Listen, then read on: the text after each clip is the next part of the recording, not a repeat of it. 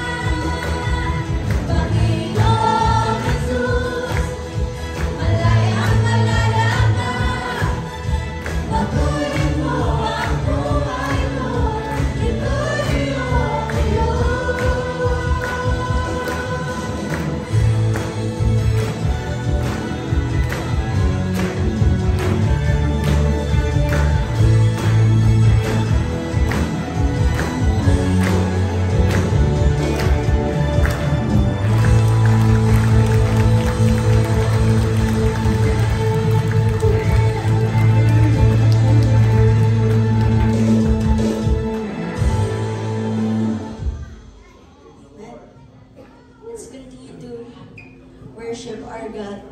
And this time, patuloy natin iparamdam yung pagmamahal na meron tayo sa Kanya.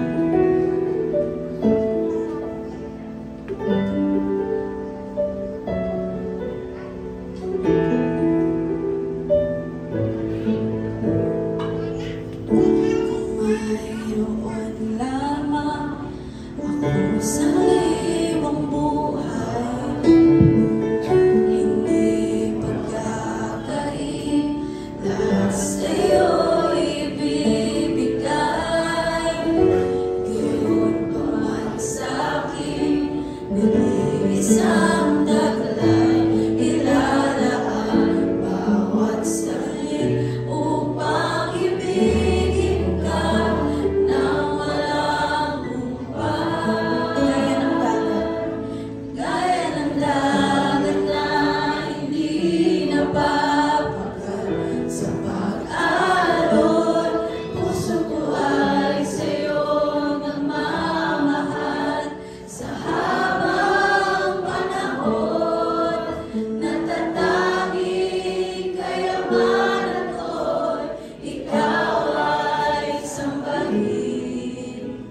Wagas na pagsimulan iyong dinggin, kalakip ng awitin.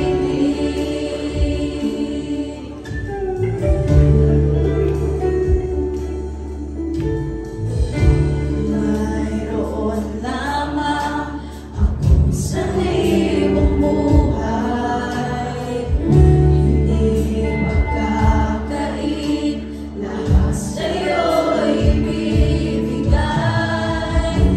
Gayon pa man sa'kin, nag-iisang taglay, ilalaan bawat saglit upang ibigin ka nang walang humpay.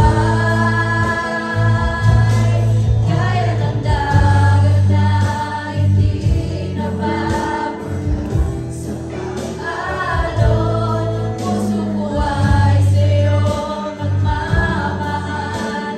Sa habang panahon, gaya ng dagat na hindi napapagal sa pag-alon, puso ko ay sa'yo nagmamahal. Sa habang panahon, natatanging kayamanan ko'y ikaw ay sambahin. Wagas na pagsimulan iyong dinggin, kalakip ng awitin.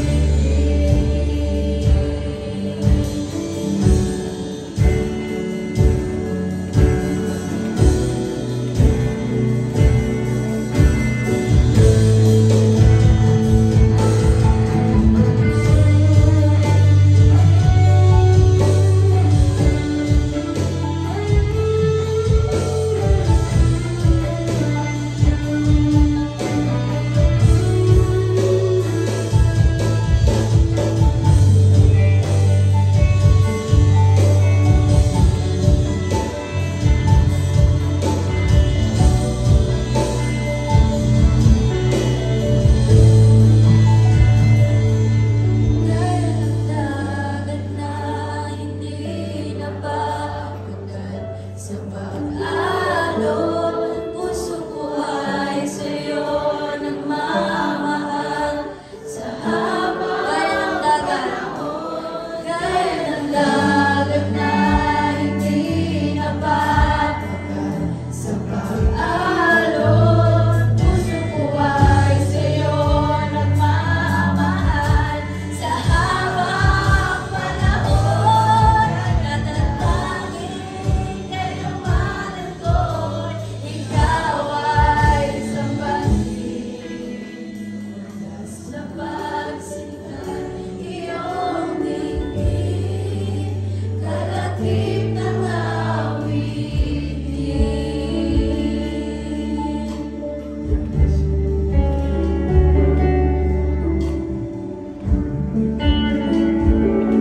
Yes, Lord God, pinupuri ka po namin at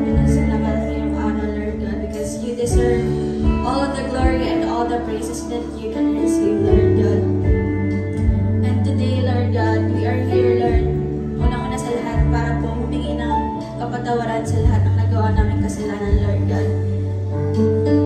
May mga times, Lord, na we made mistakes. Kahit alam naman namin na mali yun, Lord God, but still, your grace is enough, Lord God, to forgive us. And we are so sorry for that, Lord God.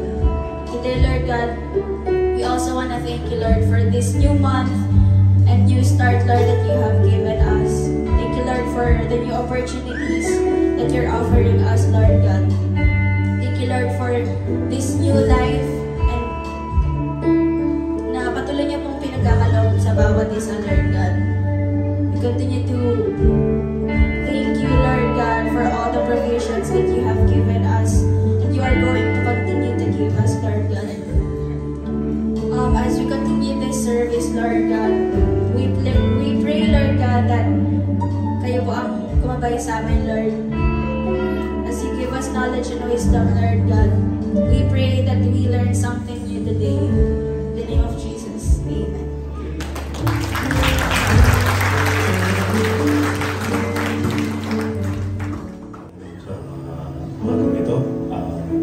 Muli sa umagang ito tayo ay dadako sa pananahapunan.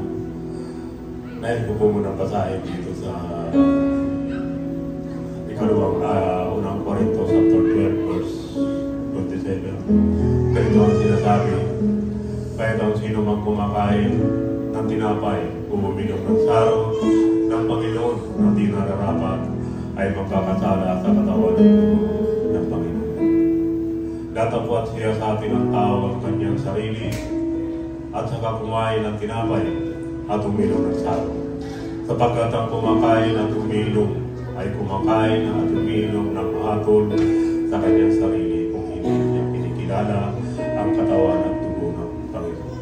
Malinaw po ang pagkakasabi ng mga kapatid sa banal na kasulatan na ang bawat sa atin ay hindi karapat-dapat.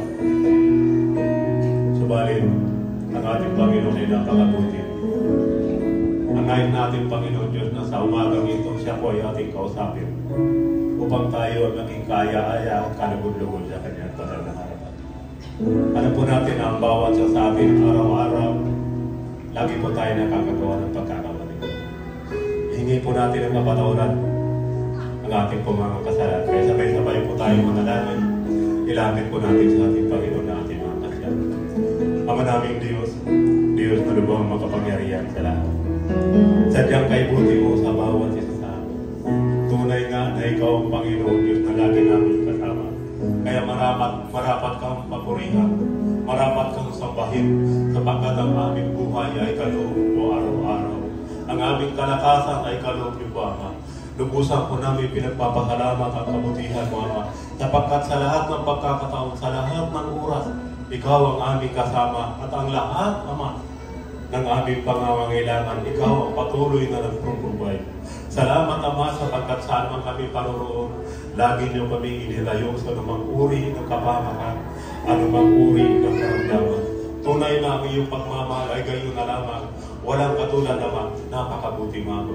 Sa oras na ito, ang aming mga pagkakamali, ang aming mga kakasalanan, ilinalapit po namin sa iyo. Patawarin niyo po kami sa isip, salita at sa gawa. Sapagkat kami ay maging makasalanan sa iyong banal na harapan. Nais namin na pag-alaala ng simbolo ng iyong dakilang pag-ibig ay malinis kami sa iyong banal na harapan upang ang bawat sa amin ay karapat-dapat sa iyong banal na harapan. Ang lahat ng ito ay aming pinapasalamat, danalangin sa matamis na pangalan ni Jesus. Amen. Ganito po ang sinasabi, sapagkat tinanggap ko sa Panginoon nung ibinigay mo naman sa inyo, na ang Panginoong Jesus, nang gabing siya ay pinagkanulo ay dumampot ng tinapay, at nang siya ay makapagpasalamat, ay kanyang pinagputol-putol. At sinabi, ito ay aking katawan na pinagputol-putol dahil sa inyo, gawin niyo ito sa pag-alala sa akin. Sabay-sabay po natin kanin ng tinapay.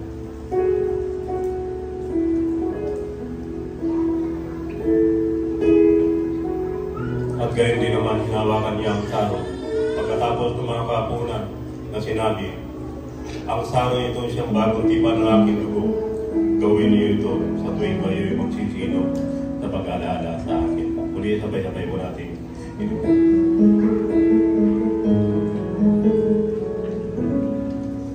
Sapagkat sa tuwing kanin ninyo ang tinapay na ito, kung inumin ninyo ang saro, ay iharap ninyo ang pagkamatay ng Panginoon hanggang sa dumating siya. Muli, sa matagalang pagpapala sa banal na pagkabasa sa banal na salita ng Panginoon. Are you blessed this morning, church? Napakasarap pong magpuri sa Panginoon. At napakasarap po na damahin natin yung presensya ng Panginoon. Ngayon po ay nasa ikalawang yun po na po tayo ng ating panganambahan. At dadako po tayo sa pagbibigay. Pero bago ko po yung magbigay po ako ng konting ngayon po ay ikalawang buwan ng taong kasalukuyan. At kapag po dumarating po yung buwan ng February, ano po ba ang inyong naiisip? So ito po yung araw ng mga puso. Di ba? Pero sana hindi lang sa buwan ng February na alala po natin yung pag-ibig, kundi bawat oras, bawat minuto ng ating buhay, isipin po natin na ang pag-ibig ng Diyos ay dakila sa lahat. Ngayon po, aking pong nais alalahanin ang kabutihan ng Diyos sa ating pong buhay. No? At ako po yung nagbabasa ng Biblia. Naalala ko po yung creations sa Genesis, di ba? So napakabuti ng Diyos sapagkat bago po niya nalangin ang tao, inihanda na po niya yung magiging pangangailangan nito. Di ba? May pagkain tayo, andyan yung mga hayop na pwede po natin.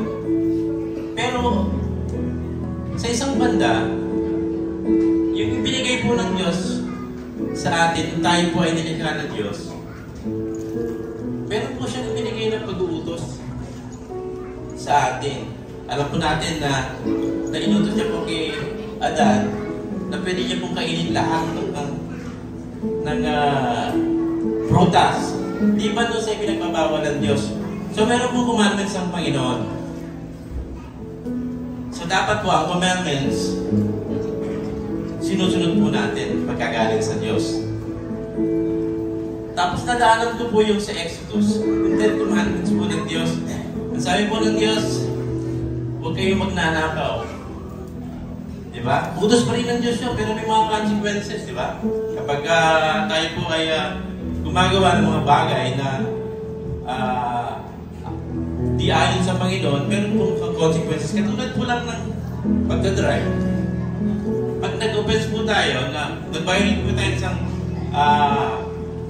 traffic rules, meron pong kalakip na parusa, may penalty, di ba? So, sa mga utos po ng Panginoon, kapag tayo po ay hindi sumusunod, parang napakahirap po na makita po yung pagpapala ng Diyos. Sapagkat po ang pagsunod sa kautusan po ng Diyos, ito po yung nagdadala sa atin para tayo po ay pagpalain ng Panginoon. Sabi po dun sa Deuteronomy, chapter 28, verse 2. Ito po ang sabi.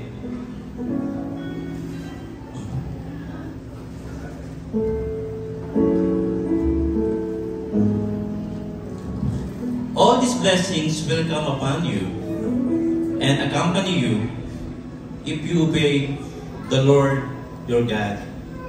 So, pag binasa po natin yung Deuteronomy, chapter 20, tama po yung pagpapala ng Diyos kung tayo po ay susunod sa kanyang mga pinag-uutos. So, Ang Diyos po ay nagbigay ng utos din po sa atin patungkol po sa pagbibigay ng ating mga ikapo at ng ating mga offerings. So alam po natin dun sa Malakay, chapter 3, verse 10, sinabi po ng Panginoon, ito po isang utos na dapat po natin sundin sa Panginoon. So akin lamang po itong babasahin at pagkatapos po tayo po ay mananalangin. Sabi po dun sa Malakay, bring all the tithes into the storehouse, that there may be food in my house. And prove me now in this, says the Lord of hosts. If I will not open for you the windows of heaven and pour out for such blessings that there will not be rooms enough to receive it. So dito po, challenge po tayo ng Panginoon. Muli po ako ay lumalapit sa inyo. Hindi po sa akin ang galing ito sa Panginoon. So challenge po tayo ng Panginoon na tayo po ay ibigay po natin yung para sa Kanya. Sapagkat pag sinunod po natin ito, sabi ito sa Deuteronomy, tayo po ay pagpapalain ng Diyos. No? At ibubuhos niya po yung pagpapala at wala pong lalagyan, pwedeng lalagyan ito. At dire-diretso po yung blessings ng Panginoon eh. Diba? Sino po ba ang mga nakatanggap ng pagpapala ng Panginoon?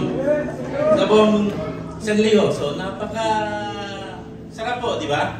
Naibalik naman po natin sa Panginoon yung para sa Kanya upang ito po ay magamit ng ating iglesia doon po sa mga taong hindi pa nakakakilala sa Panginoon.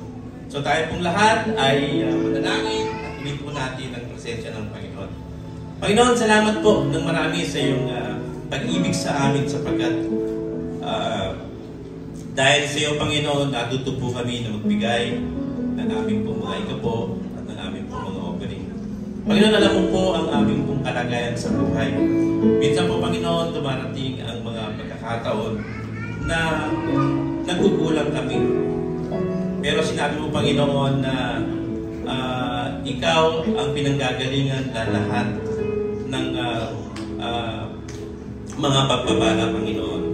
Kung kaya't kami, Panginoon, ay patuloy po na nagtitiwala sa iyo sapagkat alam po namin, Panginoon, na kami iyong mga anak at hindi mo po kami pababayaan. Salamat po, Panginoon, sapagkat pinagkalooban mo po kami ng magandang trabaho, pinagkalooban mo po kami, Panginoon, ng magandang mga business, upang sa ganoon, Panginoon, ay amin po ipagpatuloy ang aming misyon, Panginoon, na abutin po po ang mga taong wala pa sa iyo. Pagpalain mo po, Panginoon, ang trabaho ng bawat iyong mga anak. Pagpalain mo, Panginoon, bagay ang salapi na manilikom sa simbahan ito, Panginoon, upang patustusan, Panginoon, ang pangangailangan ng iyong mga anak. Lord, maraming pong salamat sa pagkakataong ito at ang lahat po ng ito ay aming pong idinadalangin sa tanging pangalan ni Jesus. Amen.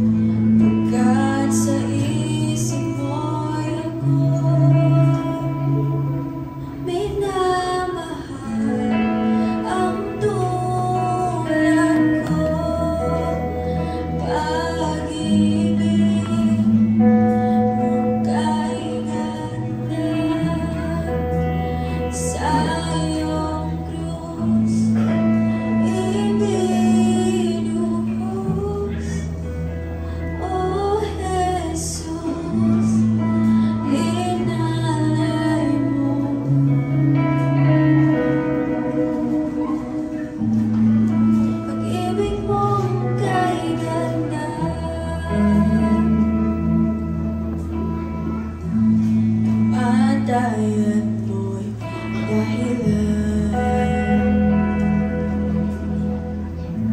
ng tunay kong kalayaan.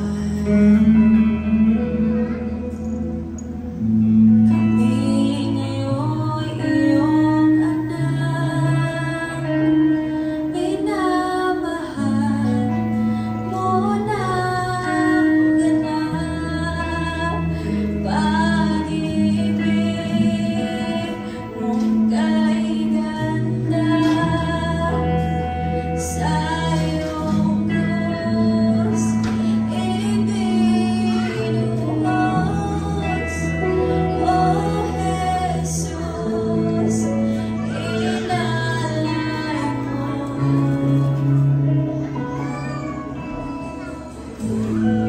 Pag-ibig mong kay ganda, pag-ibig mong kay ganda, sa iyong krus ibinuhos.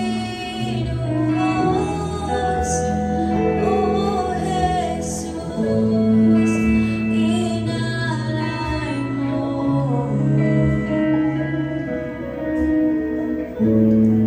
Pag-ibig mong kay ganda, ako'y sa'yo, ako'y nilaban mo, ikaw lamang ang kailangan ko, mabubuhay sa biyaya ng pag-ibig mong kay ganda. Pag-ibig mong kay ganda, sa iyong krus ibinuhos. O Jesus, inalay mo.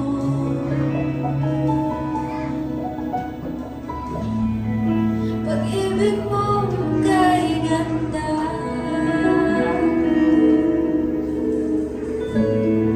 pag-ibig mong kay ganda,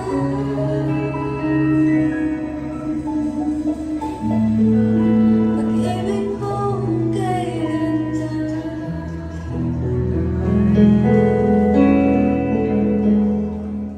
Morning po sa ating lahat. Kamusta po lang bawat isa sa atin? Okay. Gising po ba? Gising? Okay. Now, ngayon po umaga to, nabigyan po ako ng pagkakataon, isang privilege, isang opportunity na makapag-share po about the Word of God po. Ngayon po umaga to, sisimulan po natin yung series na tungkol sa pagmamahal po. Kasi ang February po is about pag-ibig. Pero sa buhay ng isang Kristiyano, araw-araw po dapat may pag-ibig po sa puso natin. Amen po ba? Amen! Now, sa pag-ibig po kasi, bago katulad sinabi ni Pastor, bago tayo makapagbigay ng pag-ibig, dapat mahal din po natin sarili natin. Yes. Kasi mahirap magbigay ng pag-ibig, mahirap magbigay ng anumang bagay na wala po sa atin. Mahirap magbigay ng pera pag wala tayong pera. Yeah. Tama po ba? Diba? Mahirap magbigay ng pagmamahal kung walang pagmamahal sa puso po natin. Ngayon, tingnan po natin, paano man natin minamahal ang sarili natin. Kasi po, tayo mga Pilipino, in particular, Pilipino po, masisipag po tayo. Tayo po ay mapagmahal sa ating mga pamilya po. Saan tayo mapunta man, ibang bansa, ibang bayan po, binabago po ang ating pagkatrabaho bilang isang Pilipino po. Normal po yan. Pag napupunta ka sa abroad, Pilipino hinahanap nila. Kasi ang Pilipino po kasi, meron mga katangian na nakikita yung mga employer. Bakit binabali po? Kasi unang-una po, meron tayong tinatawag na strong work ethic. Pag sinabing strong work ethic, dedicated po tayo sa trabaho po natin. Loyal tayo, reliable tayo, naasahan tayo ng mga employer po natin. Ikalawa, English proficiency. Halos lahat po sa atin, mapa-elementary yan hanggang tumanda po, merong alam na basic English communication. nakakapagsalita po tayo ng English, kaya value po tayo, lalo na sa ibang bansa po. Ikatlo, adaptable tayo. Magaling tayo makisama. Kahit saan tayo lagay na lugar, marunong tayo makisama, marunong tayo makibagay po. Tapos meron tayong diverse skill set. Pansin ko po kasi sa ibang mga lahi po, pag ang trabaho nila is ganito lamang, ito lamang sila. Pero ang Pilipino po, diverse po yan, marami po nagagawa. Sabi nga po ang Pilipino is jack of all trades. Kasi ipagawa sa ating clerical, nagagawa. Ipagawa sa ating ibang bagay, sa pag-fix ng mga bagay-bagay, nagagawa po natin. Tapos po, ang isa pong magandang trait ng isang Pilipino is we are family-oriented po.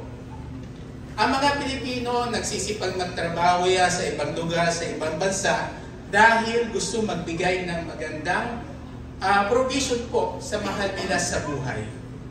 Ang Pilipino po kasi mapagmahal sa Pilipinas sa family po yan Lagang nag-i-strive sila para makapagtrabaho. I remember when I was an OFW, naranasan ko rin po magtrabaho sa office. At the same time, every weekend, nag-try po ako mag-waiter. Lagang walang pahinga po yung dire-diretso. Kasi gusto ko magbigay ng magandang remittances sa pamilya ko po Pero hindi po basta-basta, mahirap po. Pag ganun, nakakadaling po yun. Ganun po ang mga Pilipino. Hindi lang, isinasantabi ang pagod dahil ang kagustuhan po magbigay ng magandang kinabukasan po sa family po natin. Magandang katangian po yung pagiging masipag. Wala namang issue dun Si Lord ayaw ng tamad. Sabi nga ni Lord pag tamad, huwag pakainin. Kinukumpara nga po yung tao sa langgam Kasi ang langgam, habang summer, trabaho yan. Ipon ng ipon yan. Para pagdating ng tag-ulan, meron sila nakakain po. Normal work hours ng isang tao, paano mang lahi yan ang manlugar, is 40 hours a week. Ang trabaho po natin bilang isang empleyado. Pero kadalasan, dahil gustong-gusto natin magbigay ng magandang kinabukasan, lumalampas tayo sa 40 hours a week. Pero pag lumalampas daw po tayo, 40 hours a week ang pagkatrabaho natin, meron nga consequences yan. Unang-una, hindi tayo nagkakaroon ng magandang oras ng pagtulog po. Itin po, minsan 3 hours, 4 hours lang. Ang sleep po, maganda po yan. Kasi nakaka-improve po yan ng ating physical at mental health. Hindi tayo nakakakain ng tama sa oras. Kasi nga, kulang tayo sa oras. Pag ang pagkain po, hindi natin nakakain sa tamang oras po yan, pwede po magkaroon ng spike sa sugar level po natin na pwede mag-lead sa diabetes or other ailments po. Wala tayong time para sa exercise kasi kulang na kulang po Ang exercise po mahalaga po para sa atin yan. Kasi nakakatanggal ng depression yan. At nakaka-reduce ng mga sickness po. At wala tayong time sa family po natin.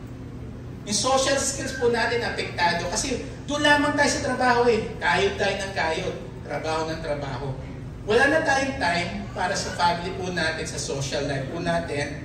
At ang masakit pa, pag sobra ka na stress sa trabaho, naghahanap ka ng diversion at napupunta ito sa pag-iinom or paggamit ng mga bawal na gamot po.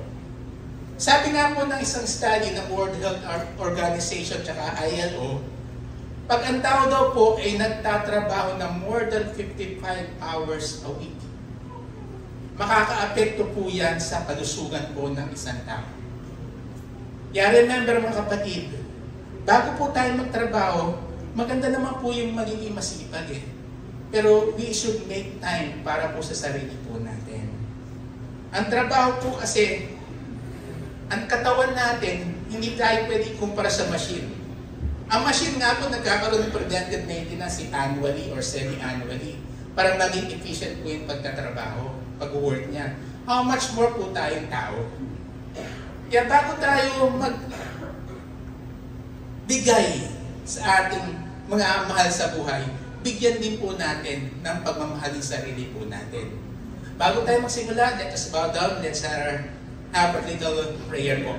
Amang nasa langit, Panginoon Diyos, maraming po salamat for this wonderful morning. Maraming po salamat sa araw na to na binigay niyo po sa amin upang kami mag-aral tungkol sa salita po niyo, Panginoon Diyos. Nawa po, this morning po, bigyan niyo po kami ng kalinawan ng mga dapat po namin matutunan at gumalaw po kayo sa buhay po namin as an individual and as a church po. Teach us, Lord God, to give you glory in our life, Panginoon Diyos. And teach us, Lord God, how to be productive and efficient, Lord God, para po sa kingdom ninyo at para po sa family namin. In Jesus' name we pray. Amen. So this morning po, pag-uusapan natin is about loving ourselves as a form of worship po. Titingnan natin dalawang katanungan po sa araw na to. Unang-una, bakit kailangan natin alagaan ang ating sarili? At ikalawa, paano natin aalagaan ang sarili natin? Kasi nga, di ba sinabi natin, bago tayo makapagbigay, dapat meron tayo. Hindi tayo pwede magbigay ng pagmamahal kung walang pagmamahal po sa buhay po natin. And it all starts with ourselves. How do we love ourselves? Walang masama na mahalin ang sarili. Kasi kailangan natin ang pagmamahal para lumabas ang pagmamahal po sa atin. Unang-una, bakit kailangan alagaan ang ating sarili? We are a special creation po.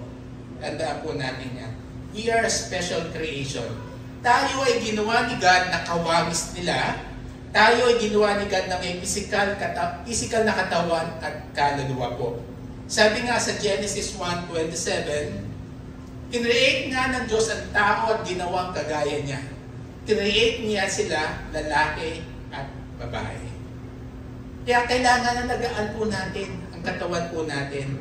Binigyan tayo ng Diyos ng kaluluwa at binigyan din po tayo ng physical na katawan. Kung inaalagaan po natin ang kaluluwa, much more alagaan din po natin ang ating physical na katawan po. Kasi yan ang ginagamit natin para sa buhay po natin para kumita po tayo. Ano man ang itsura po natin, maaari pag nakita natin sarili natin sa salamin, bakit ganito yung itsura ko? Maaari sabihin natin, hindi ko naman mamahal ang sarili ko kasi hindi mo kasing guwapo ni ganito, kasing ganda ni ganito. Pero bawat features po na meron tayo sa ating mukha, sa ating katawan, is specifically designed po ni Lord para sa atin yan. May purpose po yan. Sabi nga sa Psalms 139:14, pinupuri kita kasi ang galing ng pagkakakreate mo sa akin.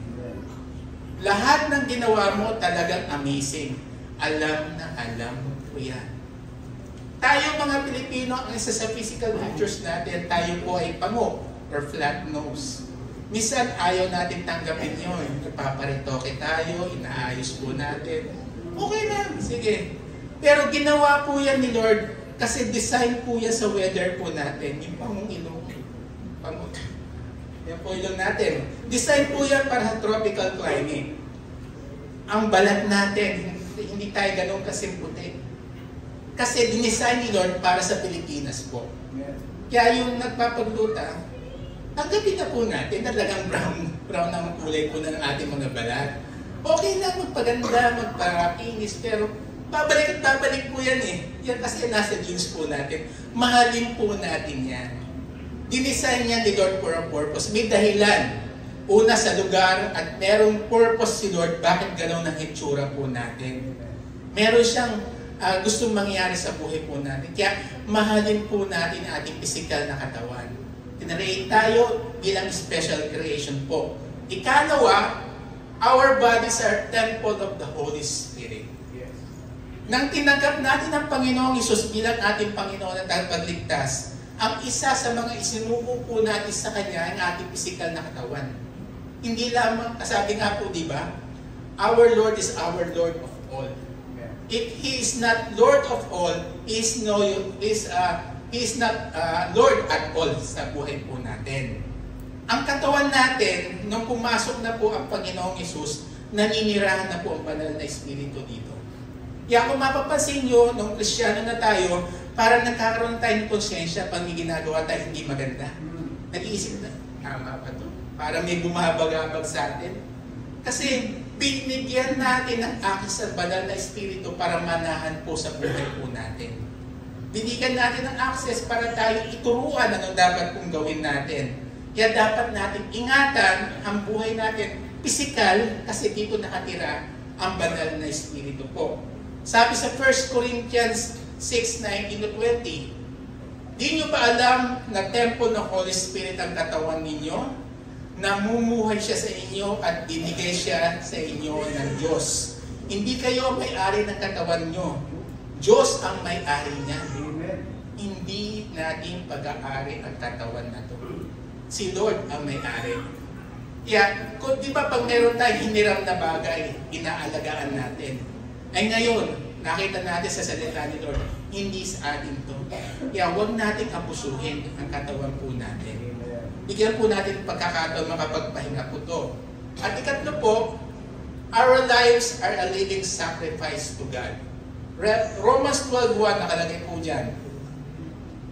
Mga kapatid, napakabuti ng Diyos. Kaya nakikiusap ako, i-offer nyo ang sarili nyo na isang buhay na sacrifice, banal at acceptable sa Diyos. Ganon ang tunay na worship.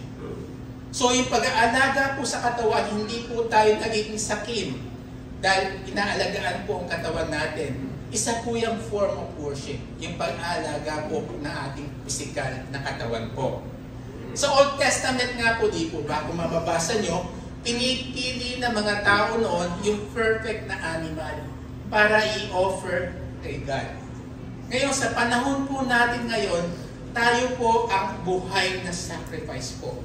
Nung tinanggap natin si Lord Jesus Christ bilang ating Panginoon tagapagligtas, na-set apart na po tayo.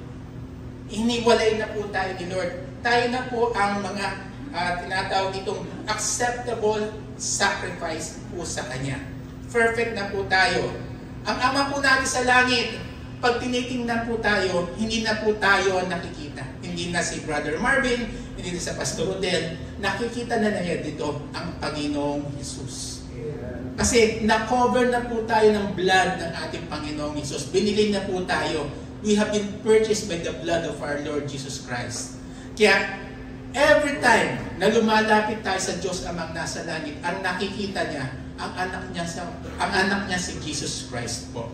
Kaya every time na lumalapit tayo, humihiling po tayo sa Kanya, binibigay po. Kasi ganun magmahal ang Ama po.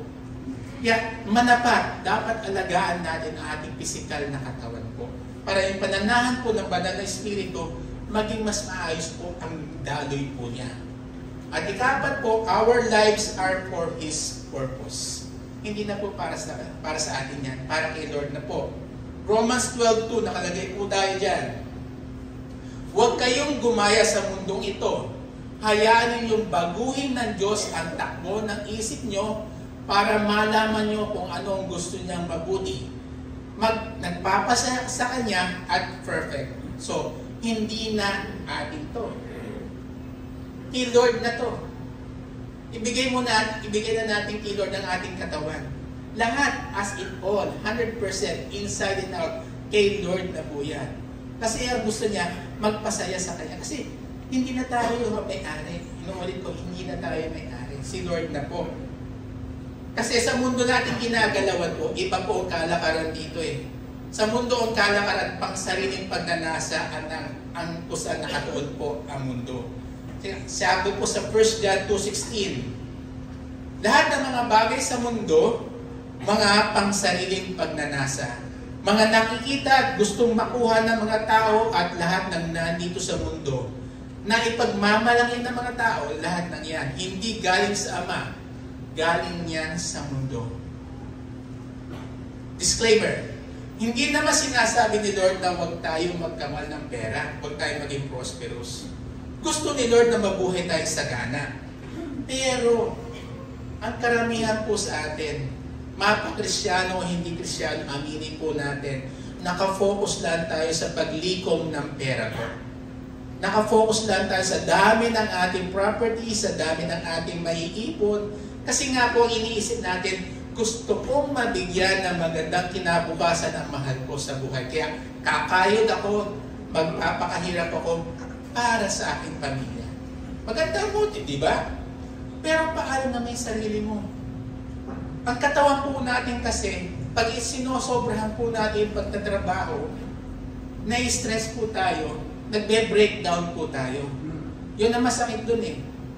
Sabi nga po, pag nasobrahan po tayo sa trabaho, nasobrahan tayo sa stress, prone tayo na magkasakit. Now, sa mundo po natin, kahit sa bansa yan, meron 3 critical illness na dapat natin ingatan po sa sarili po natin. Unang-una po dyan, cancer, ikalawa, heart attack, at ikatlo, stroke. Ang cancer po kasi, pwedeng lumabas siya sa any parts of our body. Ang treatment po ng isang cancer patient nagre-range po from 120,000 up to 1 million. Kaya po yung mga nagkakaroon ng sakit ng cancer, 7 out of 10 tumitigil sa treatment kasi hindi kayang sustain. Masyadong malaki yung babayaran. Ikalawa, heart attack. Heart attack po, this requires immediate medical attention. Treatments can include medication up to heart bypass. Treatment ranges from 100,000 up to 2 million. Tapos lifetime maintenance medication. Ikatlo, stroke. Usually caused by high blood pressure. Pumuputok ang ugat. Ang treatment niya nagre-range from 20,000 up to 1 million. Tapos lifetime maintenance and rehabilitation. Bakit ko sinabi po yan? What is the point of working so hard para magkaroon ng maraming pera, pero pag na one time, big time po tayo, lahat ng pinag-ipunan natin, mapupunta yan sa pambayad sa medicine. Kukulangin pa po yan. Kaya tandaan po natin, alagaan po natin ang sarili po natin. Isang one time, big time, tapos lahat ng inipon mo. Naranasan na po namin sa family po yan na magkasakit po yung nanay ko tsaka yung tatay ko. Ang tatay ko, nang siya'y magkasakit, yung lahat na naipon niya sa pagre-retire niya, 3/4 po noon napunta lang sa pagbabayad ng medication niya. Nanay ko rin po, nang magkasakit siya ng cancer, puro utang po, makabayad lamang po. So, ang sinasabi ko po, alagaan po natin ang sarili. Kasi po, bakit kailangan natin alagaan ang sarili po natin? 4 na reason, balikan po natin. We are a special creation. Our body is a temple of the Holy Spirit. Our lives are a living sacrifice to God. And lives are our lives is for His purpose po. Yan ang tanong kung bakit. Ngayon, ang tanong, paano natin aalagaan ang sarili po natin? Iyan ay kalawang tanong po natin. Unang-una po dyan, we need to have a balanced living po. Bakit tayo gumigising sa umaga? Ano yung motivation mo?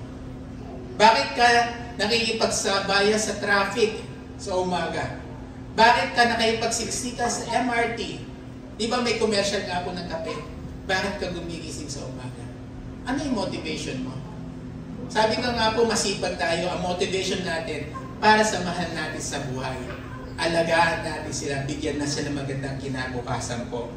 Ngayon, ang buhay po natin, kailangan din dapat ang motivation po natin, baguhin po natin. Yes, maganda mag-provide sa ating mga mahal sa buhay.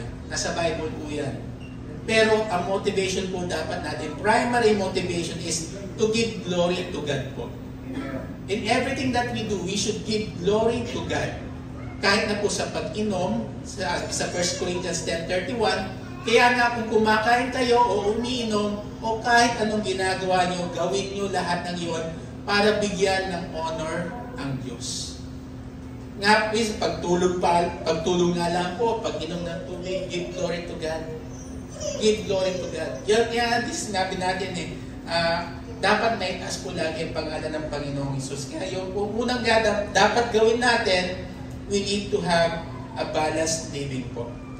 Baguhin ang motivation, baguhin ang objective, unahin po natin si Lord palagi po. Ang ikalawa po, we are to avoid overindulgence po. Okay lang mag-enjoy. Wala naman masama po ron eh. Hindi naman sinasabi ni Lord, puro ka trabaho, puro ka sa kantong bagay na okay lang mag-enjoy. Sabi nga sa Proverbs 23:20-21, paalala po sa sobrang pag-i-enjoy, huwag kang sumama sa mga lasinggero at sa mga sobrang lakas kumain. Ang mga lasinggero at matatakaw, sigurado maghihirap. Kung kain, tulog lang sila, basahan na ang isusuot nila. kailangan natin mag-unwind. Lalong pag sobrang stress sa trabaho, sobrang yung pressure, kailangan natin mag-unwind. Kailangan natin ilabas. Okay lang lumabas, okay lang pumunta sa mall, okay lang kumain sa labas, pero huwag sobra-sobra. Yung tama lang. Yun ang kailangan po natin, balancingin po natin. We are to avoid overindulgence po. Ikatlo, rest is important. Sabi sa Exodus 28:10, lagi mong tatandaan ang araw ng Sabat at ilaan mo ito sa akin. Meron kang 6 na araw para gawin lahat ng trabaho mo, pero ay 7 araw ay araw ng Sabat na para sa akin lang, si Lord na Diyos mo. Sa araw na yon, huwag kang magtatrabaho, pati na ang mga anak mo, mga servants, mga hayop o maging foreigners sa bayan mo. Sabi nga, diba, 40 hours a week lang ang dapat na trabaho po natin. Maglaan tayo ng oras sa pagpapahinga. Yung Sunday, katulad ng devotion kanina sa sinabi ni Pastor, ibigay kay Lord at dapat kay Lord. Itong araw na to, para kay Lord po. Ibigay po natin sa Kanya ito wholeheartedly. Huwag lang yung 2 hours, 3 hours, ayaw na natin. Bigyan natin sa Kanya itong linggo. Para sa Kanya to. Binigyan na nga tayong lakas ni Lord mula Lunes hanggang Sabado. Minsan nga, Lunes hanggang Biyernes lang ang trabaho po natin. Meron tayong Sabado extra. So, sa araw na to, ibigay natin kay Lord. Ibigay natin sa Kanya to para mabigyan siya ng glory. Ito yung rest na sinasabi natin. At ang rest na to, magkoconnect po tayo sa Kanya. Sabi nga po ang word na Sabbath sa Hebrew, ang ibig sabihin to Shabbat, na ibig sabihin ay rest. Ito ay ginawa ni Lord para sa benefit po natin. Nakalagay po sa Mark 2:27, ginawa ang Sabbath para sa tao at hindi ang tao para sa Sabbath. Kung titingnan po natin ang context nitong Mark 2:27, si Jesus po ay kinakausap ng mga Pariseo, mga religious leaders. Bakit daw kumuha ng pagkain ng mga anak, mga disciples niya during araw na Sabbath? Kasi sobra silang abiding sa law, na sumusobra na po sila. Eh si Lord nga po yung ang Son of God, siya na nga po Diyos, siya na nagsabi, binigyan niya ng laya na kumain yung mga disipulo niya. So, ang araw na to para kay Lord, para mag-rest tayo, para kumonect tayo sa Kanya, para maka-recharge tayo una-una spiritually. Kasi pag drain tayo spiritually, sooner or later, yung physical na katawan po natin, bibigay po yan. Proven na po yan. At ika-4, physical exercise is needed but godliness is much more important. Sabi sa 1 Timothy 4:8, well, mabuti ang physical exercise, pero ang pagiging malapit sa Diyos ay makakatulong sa lahat ng bagay. Meron kasi yan kasamang promise para sa buhay ngayon at pati sa future po natin. Ang physical fitness, maganda po yan. Pagpapalaki ng katawan, pagpapaganda ng physics, walang problema. That's all good. Pero ang problema po, misa sumusobra ulit tayo eh. Puro umiikot na sa physical na katawan po natin. Mas maganda po, kung pinapaganda po natin ang ating physical, pati na rin po ang ating spiritual po. Dapat po connected po yan.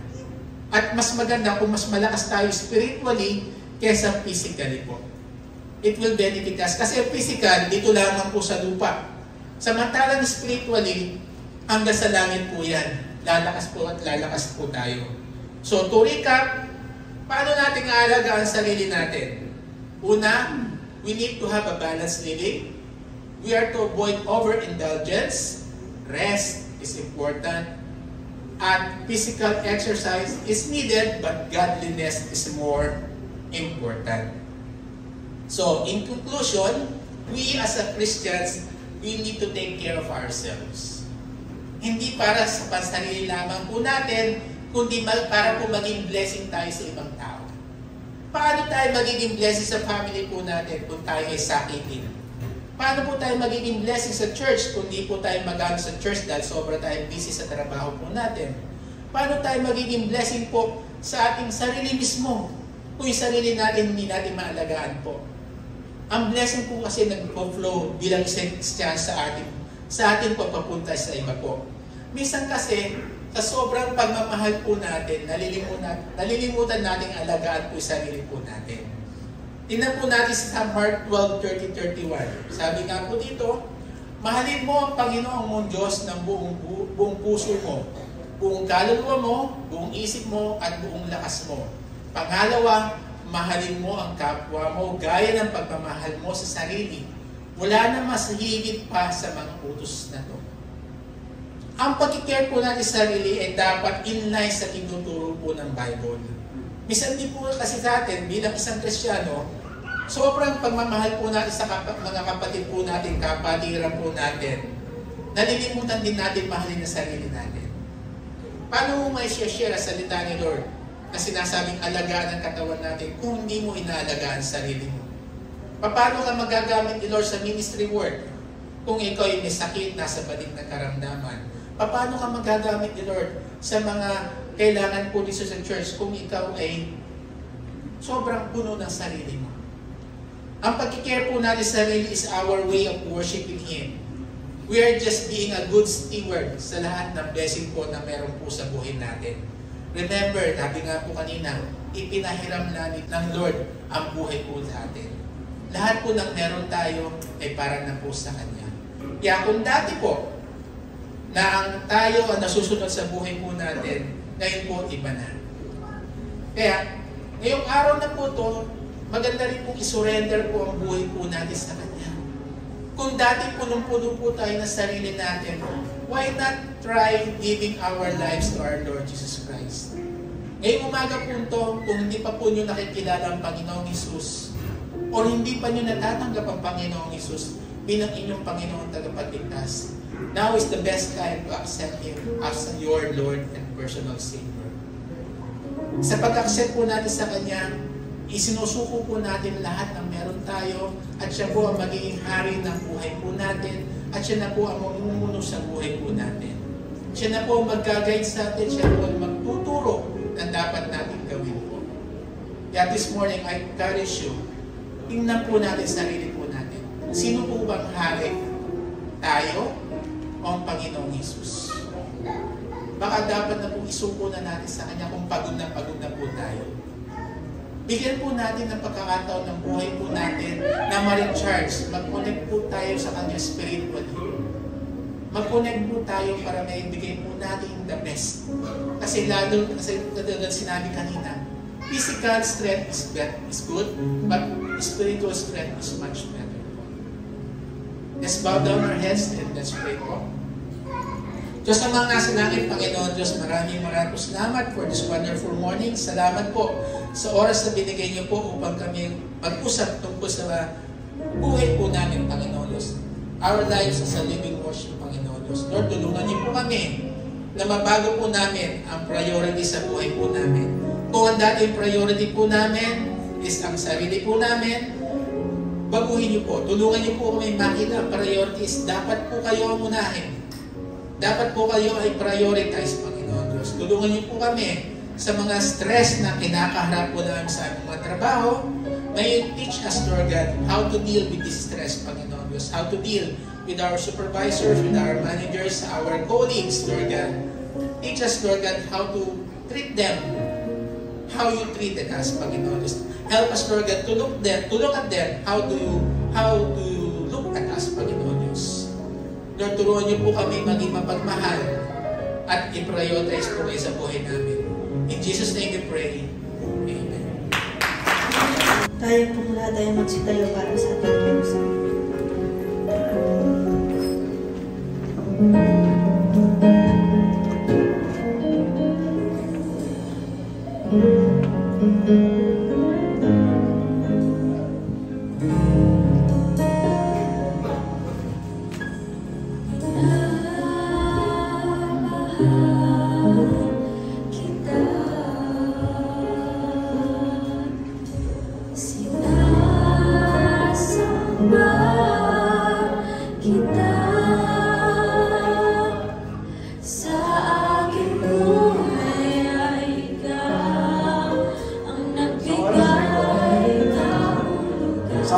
ito habang umaawit ang ating praise and worship team. Baka po merong isa o dalawa o higit pa na nais tanggapin ng Panginoon sa kanyang buhay bilang kanyang Panginoon sariling tagapagligtas. Pwede po kayong lumapit dito sa harapan at ating pong bigyan ng pagkakataon ang Panginoon sa buhay po ninyo. Praise God, meron po isang kaluluwa na malapit.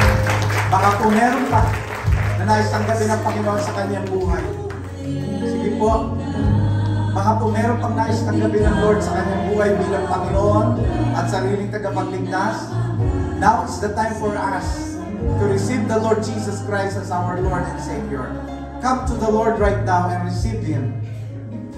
Sa ganon yung hinahangat natin buhay na walang hanggan ay ating matanggap sa ating buhay. Come on, just sing out. Come on, praise and worship. Just keep on singing. And let the people come and worship the Lord as they surrender their lives to God. Baka po meron pang nais tanggapin ng Lord sa buhay niya. Hallelujah. Let's sing it one more time.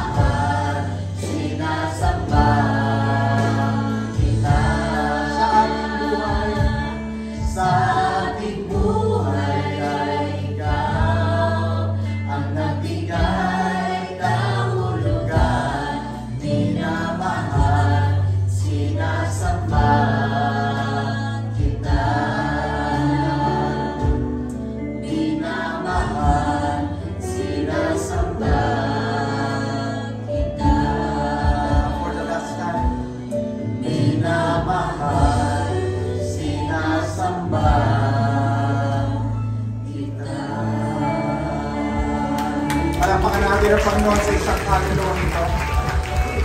Umapit sa harapan ng Panginoon. Nais ko malaman mo, anak, na kung meron kang pinakamagandang desisyon na ginawa sa buhay mo, ito yung lumapit sa harapan ito at ipakilala sa harap ng mga tao na si Jesus ay iyong tinatanggap. Hindi mo siya ikinakahiya. Ano? At ang Panginoon, kasama ng mga anghel ay sobrang excited. Alam niyo po ba kung bakit every time na may lumalapit dito, yung mga anghel ng Diyos ay nagkakatuwa? Sapagkat merong isang kaluluwa na hindi nila ihahatid sa impyerno. Kaya po sobrang saya nila. Kayo po ba'y sobrang saya ngayong umaga? Kasi merong isang kaluluwa na papasok sa langit. Amen po ba? Every time po na meron tayong hinahatid sa harapan ng Panginoon, isa lang ibig sabihin yan, hinahatid po natin, ina-assure natin yung tao papasok sa langit. Na pagkatapos ng buhay na ito, ano po, ay meron siyang katiyakan ng buhay na walang hanggan. Anak, sa oras na ito, nais kong ipatong mo ang iyong kamay sa banal na kasulatan. No? Sagutin mo ang aking katanungan na hindi mabigat sagutin sa harap ng Panginoon, sa harap ng mga taong ito. Sagutin mo na malakas na amen po yung sinasangayunan. Sa iyo bang paglapit, kinikilala mo ba si Jesus bilang iyong Panginoon, sariling tagapagligtas at Diyos ng iyong buhay? Praise the Lord. Ikaw ba ay handang tanggapin siya hanggang doon sa tubig ng bautismo upang ikaw ay makaisa na Jesus na mamatay, malibing at muling mabuhay at magkaroon ka ng pangako ng buhay na walang hanggan? Praise the Lord.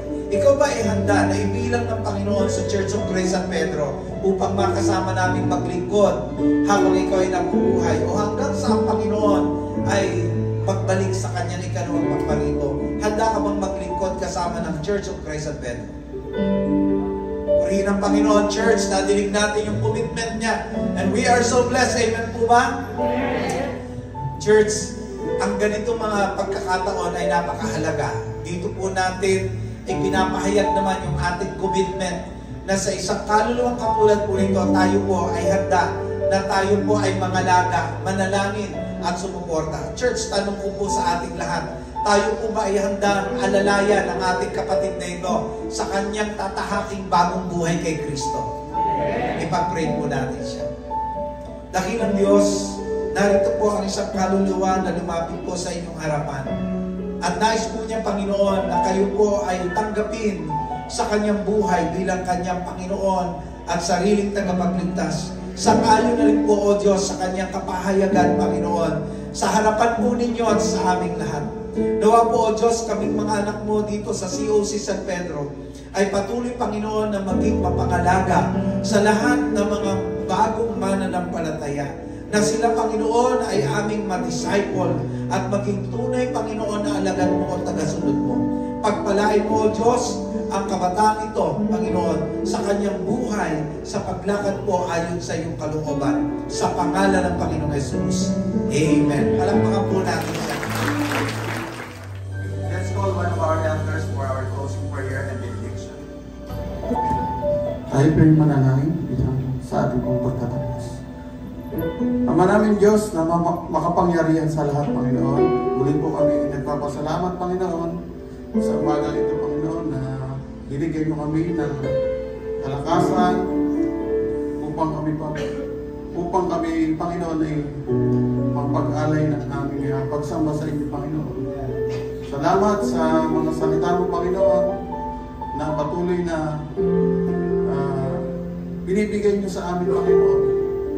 Salamat sa mga paalaala mo, sa mga utos mo, Panginoon, na dapat lagi namin itong taglayin sa aming buhay bilang mga Kristiyano, Panginoon. Lord, gabayin niyo po ng banal na Espiritu ang bawat isa sa amin, Panginoon, sa aming buhay, sa pakikibaka, Panginoon, sa mundo ito, Panginoon.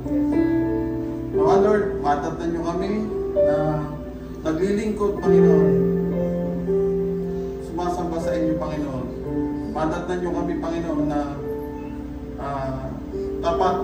nagtatapat sa inyo, Panginoon. Dahil sabi niyo po, Panginoon, ang manatiling tapat hanggang wakas ay siyang maliligtas, Panginoon.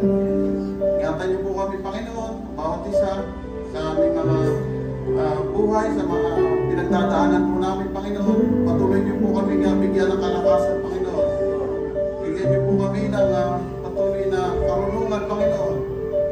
Lalo-lalo na po, Panginoon, pagdating sa inyong mga salita, Panginoon. Patuloy niyo po kaming baguhin araw-araw, Panginoon. Lord, sa pansamantala po namin pag-ahiwa-hiwalahin niyo yung umaga, hiling po namin ang inyong pag-iingat sa bawat isa, Panginoon. Makarating kami, Panginoon, ng ligtas sa aming mga tahanan. Sa inyo na po namin binabalik ang lahat ng papuri at pasasalamat sa tanging pangalan ng Panginoon Jesus. Amen.